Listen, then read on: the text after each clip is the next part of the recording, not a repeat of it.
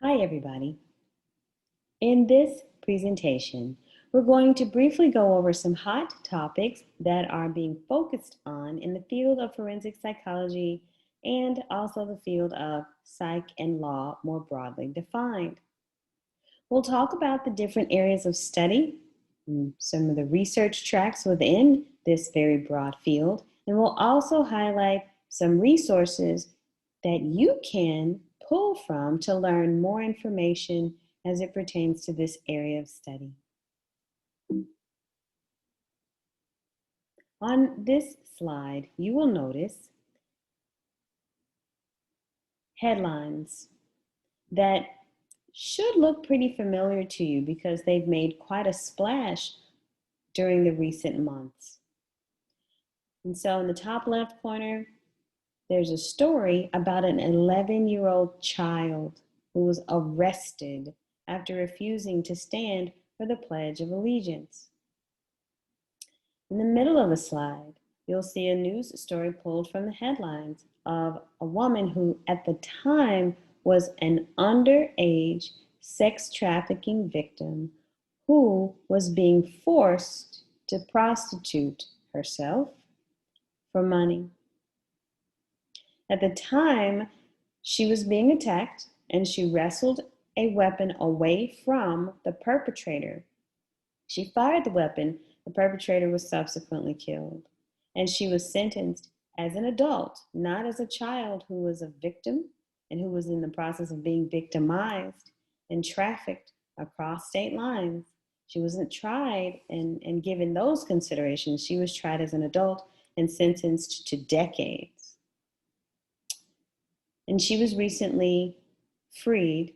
And you may notice that she, in the past couple of years, did give a talk locally in the Montgomery area. And she's written a book about her experience and is an advocate for the ethical and appropriate treatment of children in the justice system. And that's a hot topic in this broader area of psych and law. And another example in the bottom right-hand corner of an officer who was terminated following the arrest of 6-year-old children. And so talking about this notion of the more harsh treatment of certain people in the justice system, particularly Black and brown, poor people, that's a hot topic in this area, as well as the unfair and adultified treatment of children in the justice system. That's another hot topic in forensic psych. Another hot topic, disparities, racial disparities in incarceration, not just among children, but among adults as well. And so some of you are familiar with the Equal Justice Initiative, which is based in Montgomery, Alabama. Also, others of you may be interested in the work of and also familiar with the work of the Innocence Project. There are multiple locations of the Innocence Project around the United States. They partner with various law schools and also schools of psychology and social work, and they work together to delve more deeply into the court cases and convictions of people who claim they have been wrongfully accused and wrongfully convicted. And in several hundred instances, they have been successful at exonerating people who were innocent, but who were still convicted. Many of them spent time on death row. Several of them came within days of being executed for crimes, again, that they simply did not commit. So these are all hot topics in the field of forensic psychology and in the broader field of psych and law. And what we're going to talk about now are some various careers and career paths in this field. So an overview, we'll talk about what, generally speaking, is the field of forensic psychology. There are essentially two branches. There's the practice branch and also a research branch. We'll highlight some places and resources that you can utilize if you'd like to learn more about those branches, and certainly if you would like to prepare to enter those branches. I've placed a table on this slide to kind of help you chop up, if you will, or differentiate between those two major branches, the practice branch, which is far more applied,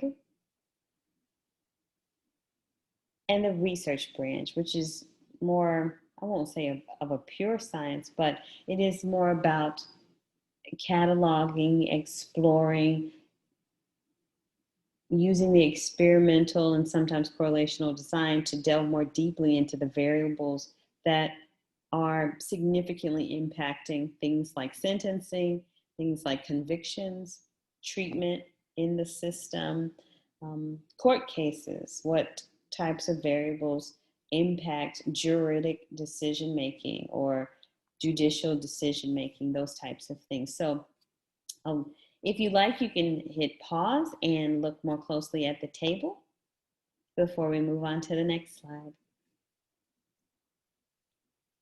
So first up, what is the field of forensic psychology?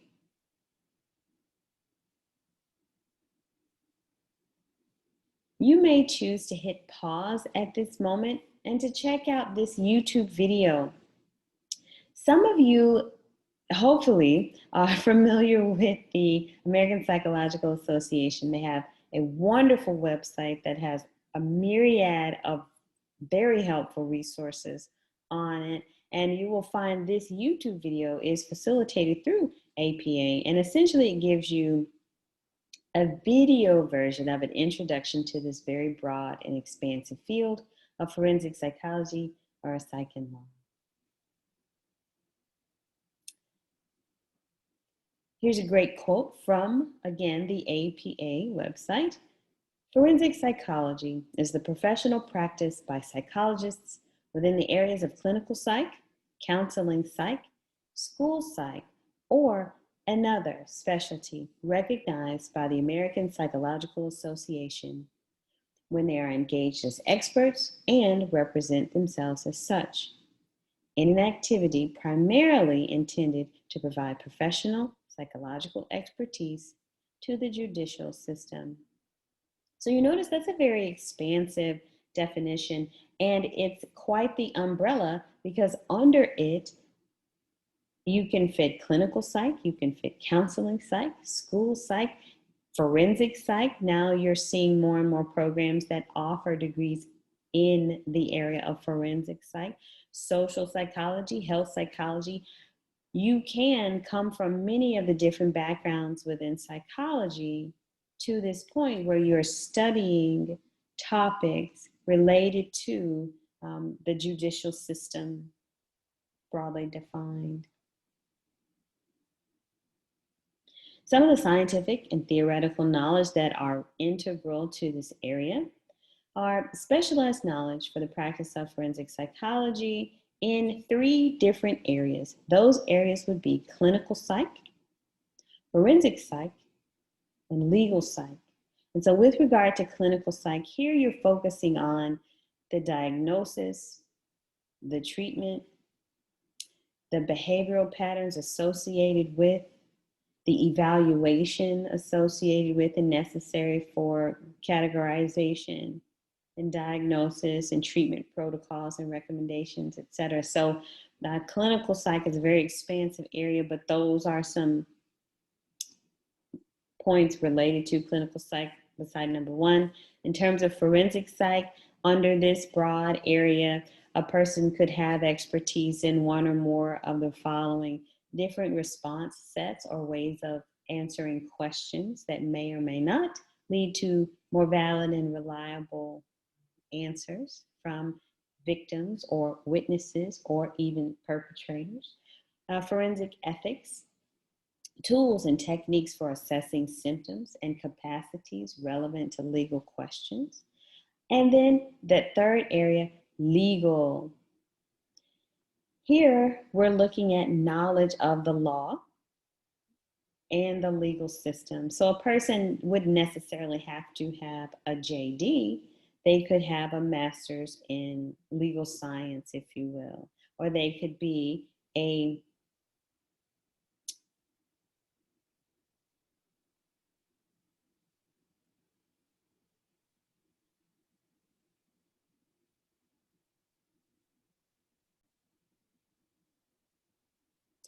Or a person could be, say, a paralegal with regard to this third area. And so here, the person would have information, knowledge, and expertise germane to the legal profession.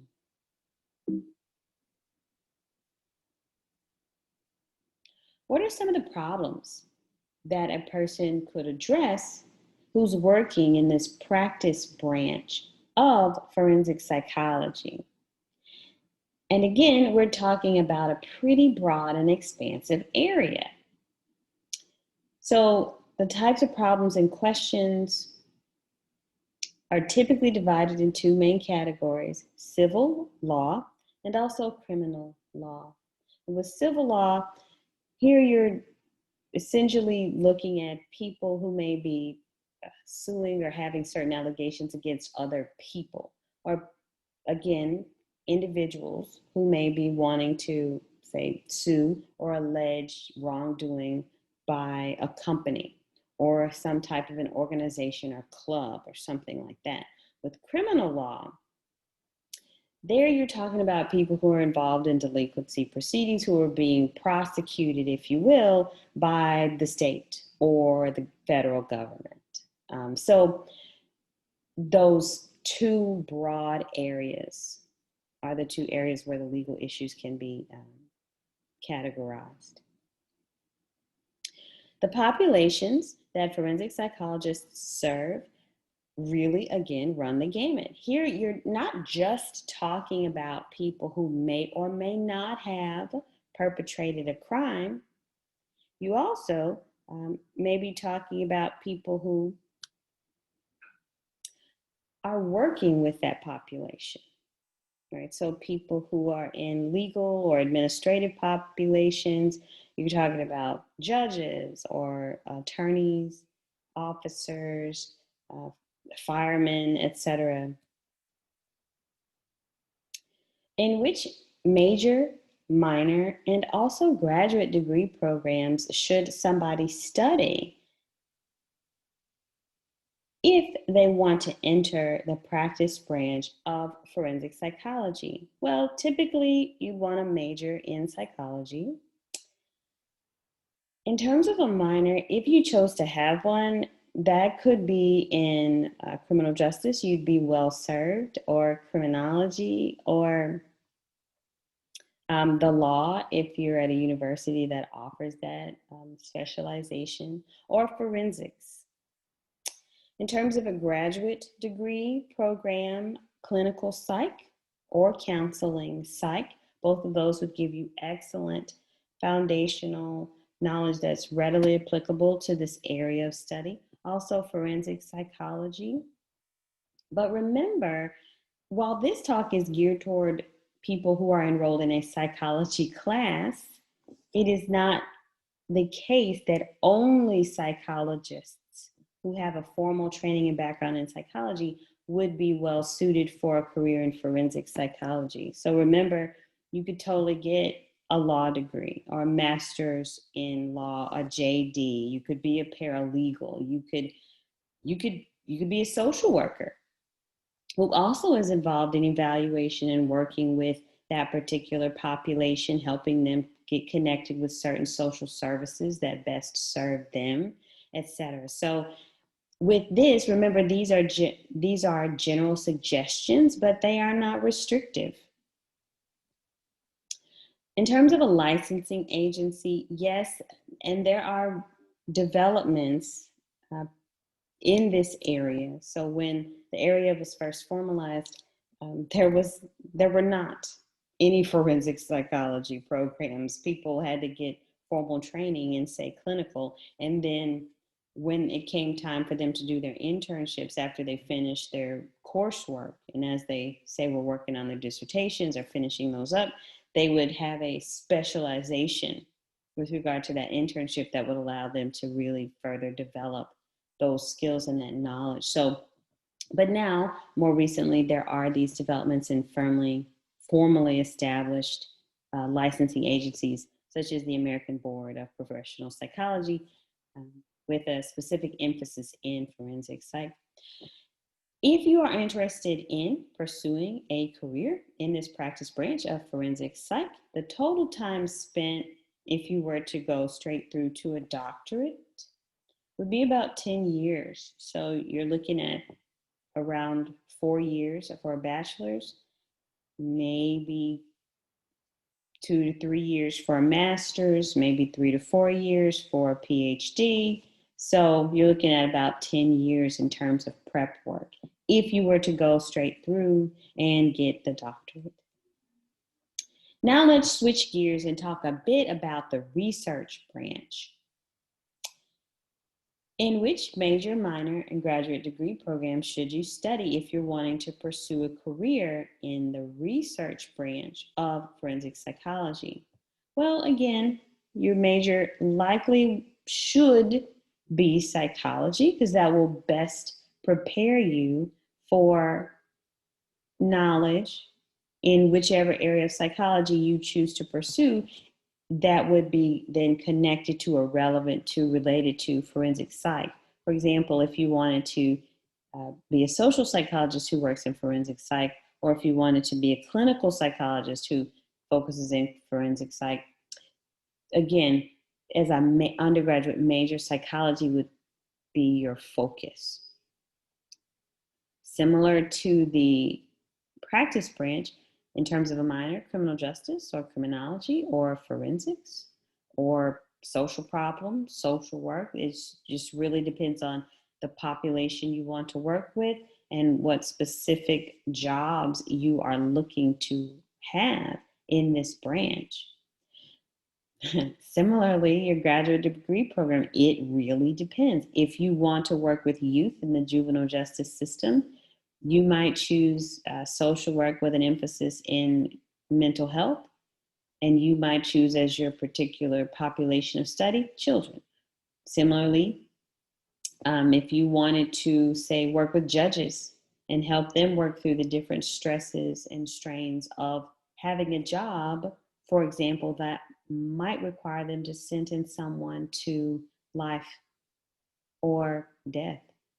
Right? There's a certain level of stress that comes with that. Or if you wanted to work with police officers who have been faced with the situation where they shot someone or caused other types of bodily harm to people they were there to serve and protect, there's a certain amount of stress that goes with that. So, for example, if you wanted to work with that population, say you didn't want to work with people who are incarcerated, say you want to work with police officers or firemen and women who have to see certain things on their job that others of us just aren't exposed to, thankfully. So if you're helping people in these unique jobs deal with those stresses and strains or those unique challenges that come with those jobs, it really is going to depend, or which population you want to focus on is really going to kind of direct the graduate degree program that you would pursue. Similarly, with regard to the licensing agency, if you went through the route of law school, obviously you would need to be licensed to practice law. If you went through the route of clinical psychology or counseling psychology, obviously you would need to be licensed to practice your craft as a psychologist. And similarly to those other answers, it really depends on how much time it's going to take you to finish your formal training and informal training to be well equipped to do this work, right? So if you're wanting to do research on police officers, if you're wanting to do research on lawyers, or from a legal perspective, or on juries, or on judges, it really just depends on what level you're wanting to do the research, what population you're wanting to do the research. So a lot of it really depends on what you're most interested in. And if I were a student who was faced with making this decision, I think I would ask around. I would find some people who have some jobs in this area that I'm interested in pursuing one day for myself, and I would interview them, ask them what track or path they took to get to to be well equipped enough to have that particular job. And I would ask them what they recommend for me. And I would compile that information and just use it to make some decisions on what I needed to do, how long it would take, how much money and time it would take for me to, fulfill those recommendations. So that's how the path I would take to answer these questions and fill in those answers more fully than it depends.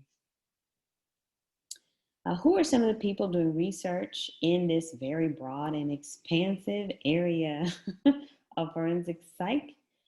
So remember, this broad area involves both practice and research branches. And some people do work in both.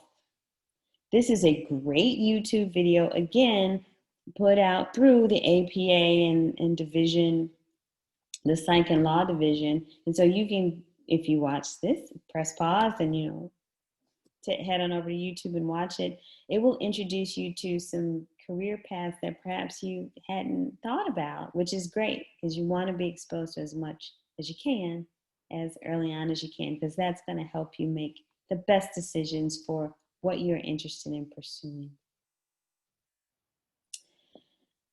Here's another, in terms of research, I'll just briefly tell you about a couple of lines of research. So unfortunately, now we see so many stories like this where, say that the police will happen upon someone who's in theory minding their own business, and the police, through whatever confusion they perceive, will end up harming that person, maiming them, or killing them.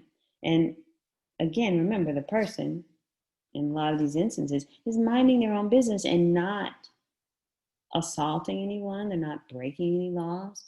And so this is one that was fairly recent, where police officers shot a man who was standing in the backyard of the home where he lived, but police were on a call looking for an alleged robber in the area, and they happened upon this poor man who was in his own backyard, and they killed him.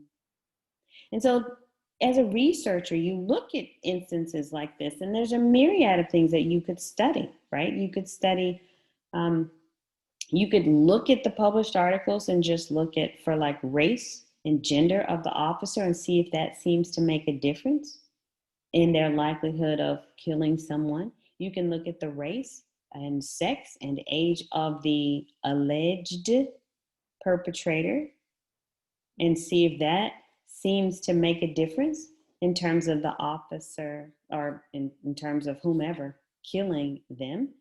You can look at location. Is it more likely to happen, say, in the dirty South versus the North, or on the East Coast versus the West? There's a number of questions you could ask as a researcher, and you can really use any number of things to generate research questions, like, for example, a CNN article like this one, or this case. Now, it dates back pretty far to 1999, but it was an instance of an unarmed man who was killed in the entranceway to his apartment building by 4 police officers. Amadou Diallo was on his way home from work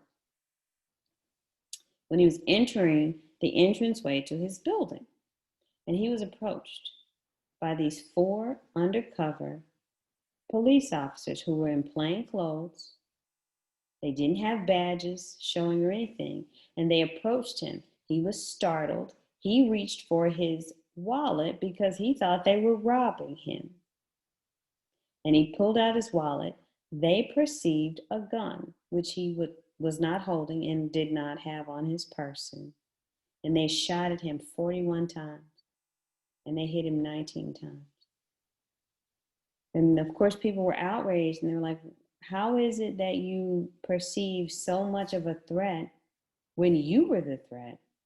Approached 4 big cops approaching this slightly built man in the entranceway of his apartment building at night.